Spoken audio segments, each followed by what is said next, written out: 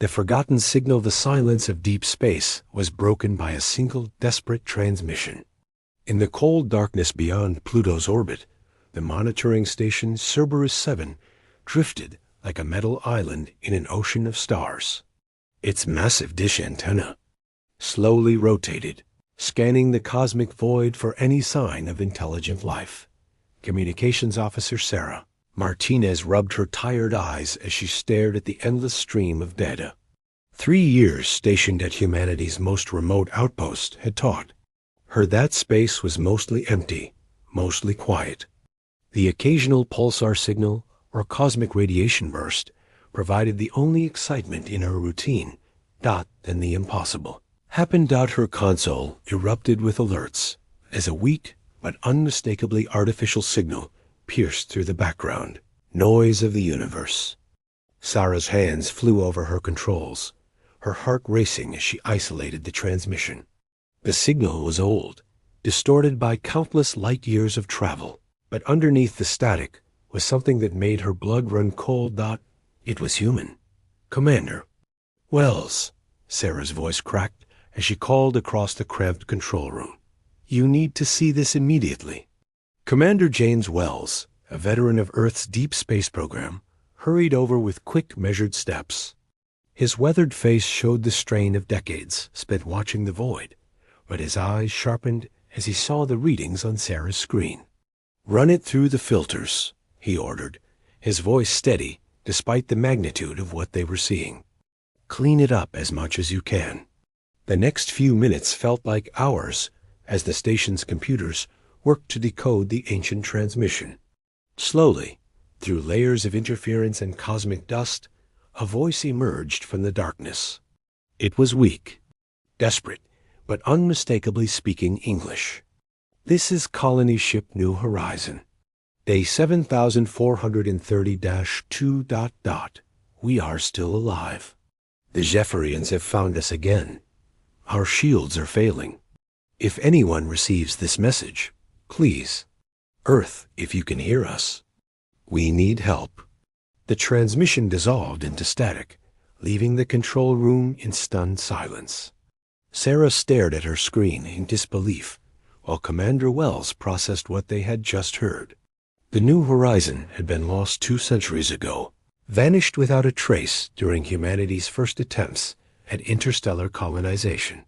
Everyone assumed the ship and its 10,000 colonists had been destroyed. "Get me a connection to Earth Command," Wells said quietly.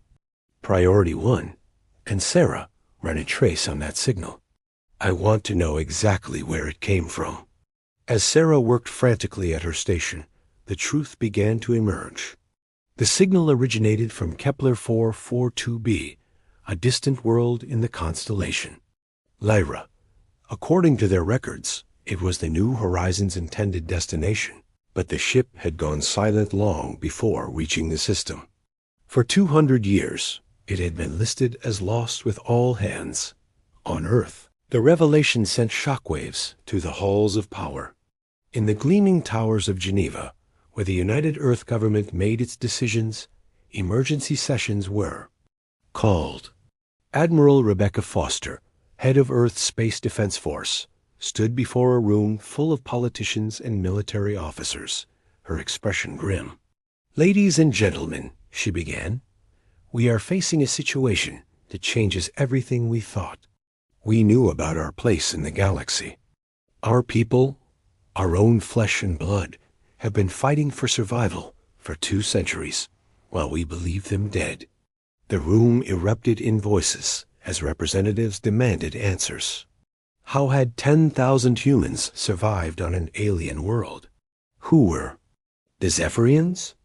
And most importantly, what was Earth going to do about it? Director Chun of Earth Intelligence stepped forward with classified files in hand.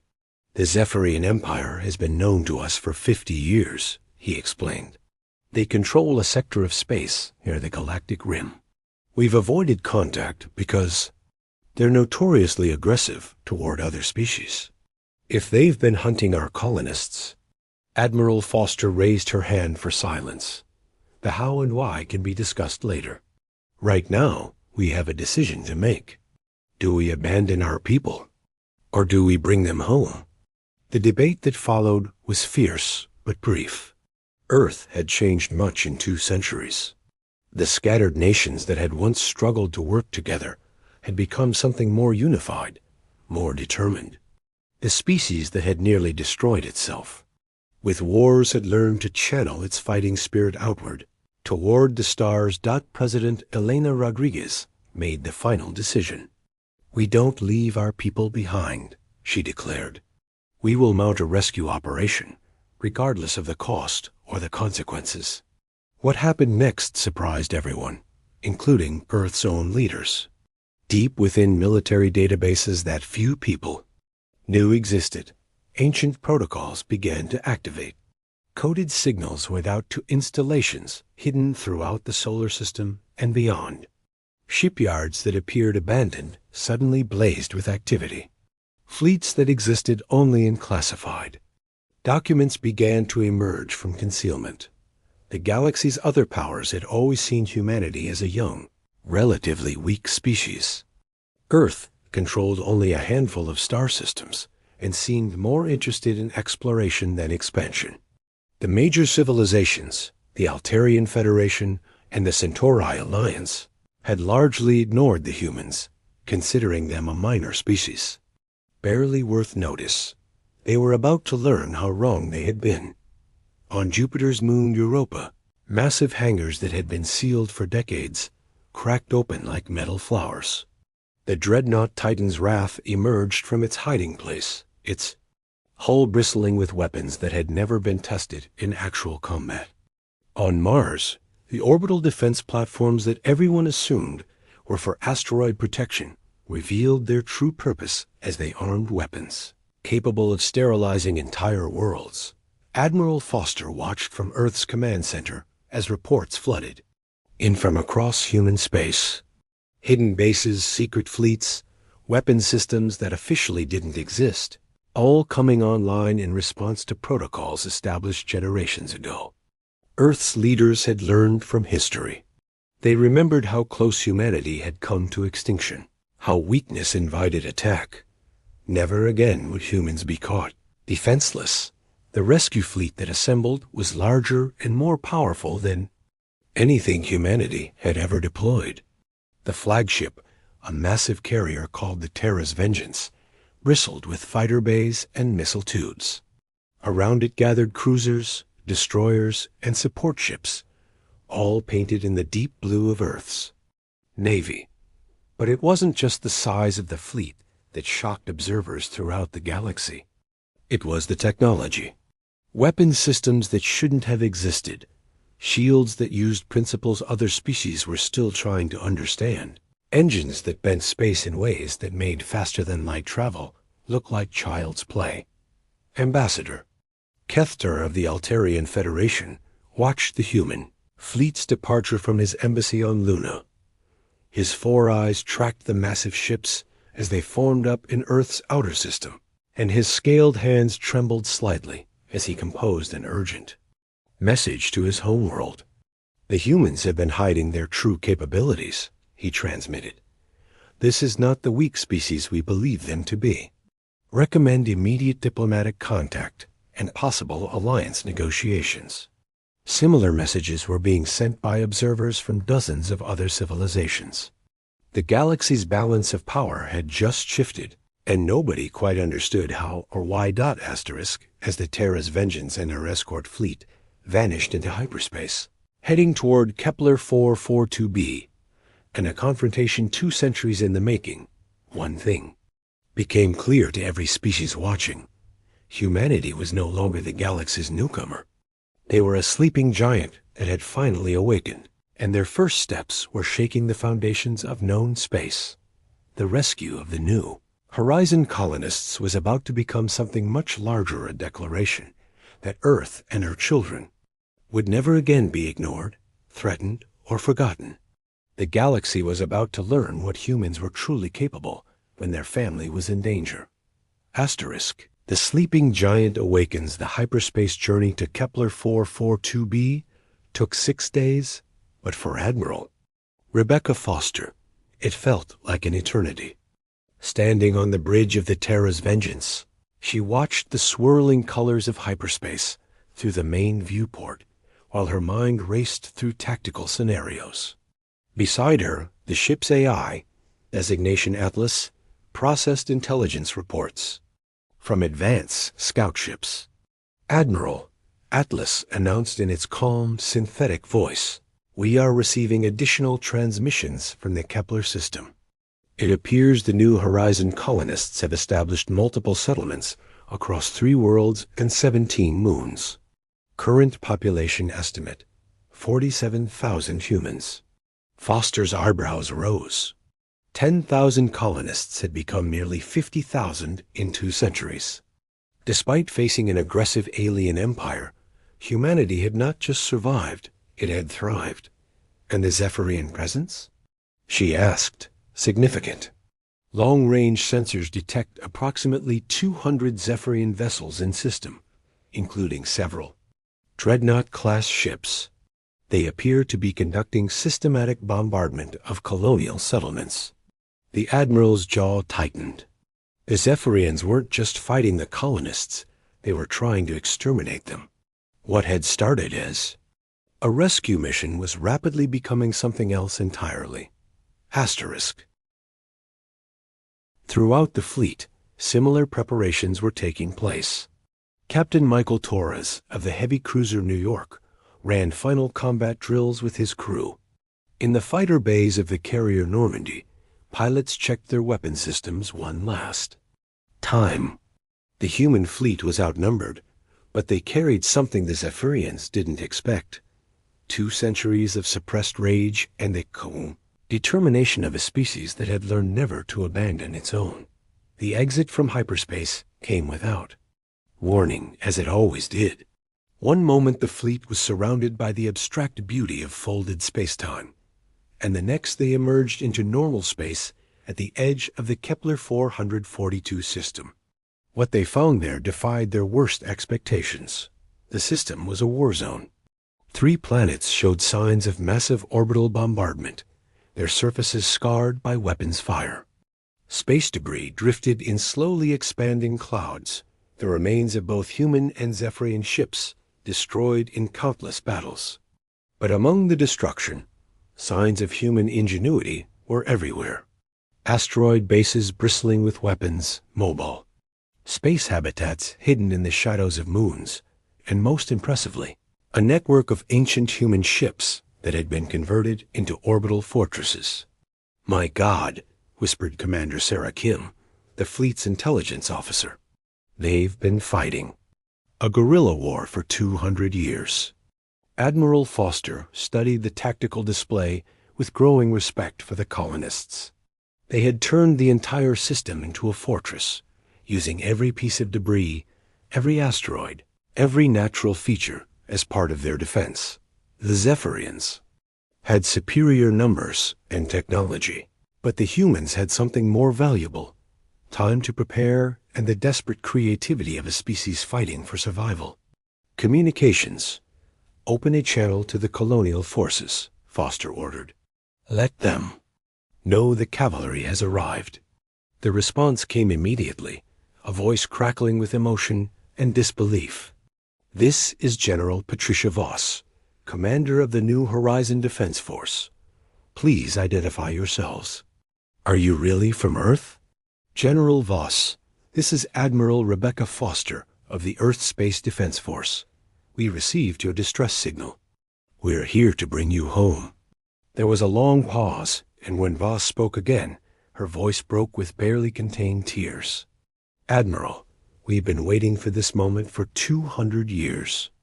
But I have to warn you, there are over 300 Zephyrian ships in this system. They outnumber you 5 to 1. Foster smiled grimly. "General, you've been fighting them with 2-century-old technology and sheer determination. Let us show you what Earth has learned in the meantime." The battle began almost immediately. The Zephyrian fleet, detecting the arrival of the human reinforcements, moved to intercept them before they could coordinate with the colonial forces. Their ships were elegant, organic-looking vessels that moved through space like living creatures. Their weapons were powerful, capable of burning through conventional armor in seconds. But the Earth fleet was not conventional. The Terra's vengeance led the charge. Its experimental shielding systems absorbing Zephyrian plasma fire while barely registering the hits. When the flagship returned fire, its Nova cannons tore through 3 enemy cruisers in a single salvo. Weapons that channeled the power of stellar cores into focused beams of destruction. Around the flagship, the rest of the fleet demonstrated technology that should not have existed. Fighters that could fold space around themselves, making them nearly impossible to target. Cruisers that fired missiles capable of tracking targets through hyperspace. Destroyers that could generate artificial gravity wells, trapping enemy ships. In inescapable pulls, Captain Torres watched from the bridge of the New York as his ship's new weapon systems performed beyond all expectations. Plasma torpedoes away, his weapons officer reported. Direct hits on the Zephyrian battleship. Their shields are down. Follow up with kinetic penetrators, Torres ordered. The New York's railguns fired projectiles at a significant fraction of light speed, turning the enemy battleship into expanding debris in seconds. But the most shocking moment came when the Zephyrian admiral attempted to use his species' most feared weapon, a planet killer designed to crack worlds apart. The massive device powered up, its energy readings off the scale, aimed directly at the planet where most of the human colonists lived. Admiral Foster watched the weapon charge with cold calculation. Atlas, deploy the Prometheus Protocol. Acknowledged. Admiral, Prometheus Protocol active. What happened next would be talked about in military academies for centuries to come. The Terra's vengeance fired a single projectile, not at the planet killer, but into the star itself. The projectile carried technology that Earth scientists had developed in secret, way to temporarily destabilize stellar fusion. The star flickered, and for just a moment, its output increased by a factor of 10. The massive wave of radiation that followed disabled every piece of electronics in the system. But while the human ships had been hardened against such effects, the Zephyrian vessels were not. In seconds, 300 alien warships became floating debris, their crews either dead or dying. The silence that followed was deafening. The colonial forces watched in amazement as the most powerful Zephyrian fleet ever assembled was eliminated, without a single human casualty. The enemy that had hunted them for 2 centuries had been destroyed in minutes. General Voss's voice crackled over the communications channel, filled with awe and disbelief. Admiral Foster, what the hell was that? That, General, was Earth keeping its promise. We told you we'd bring you home.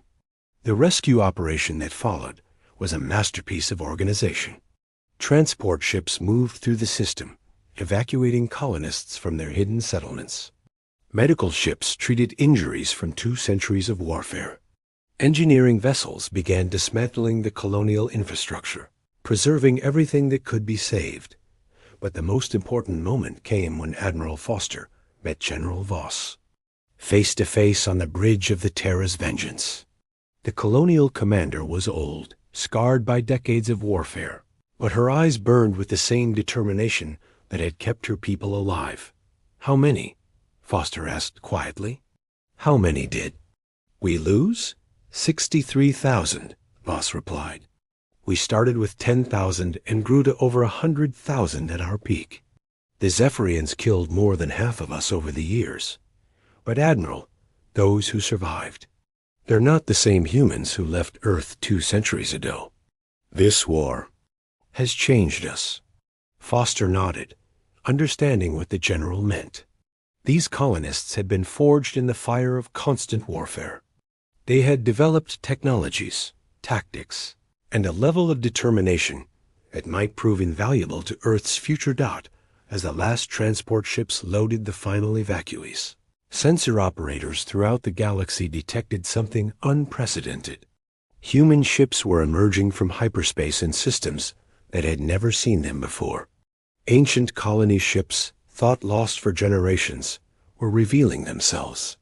Deep space installations that didn't appear on any official charts were broadcasting Earth identification codes.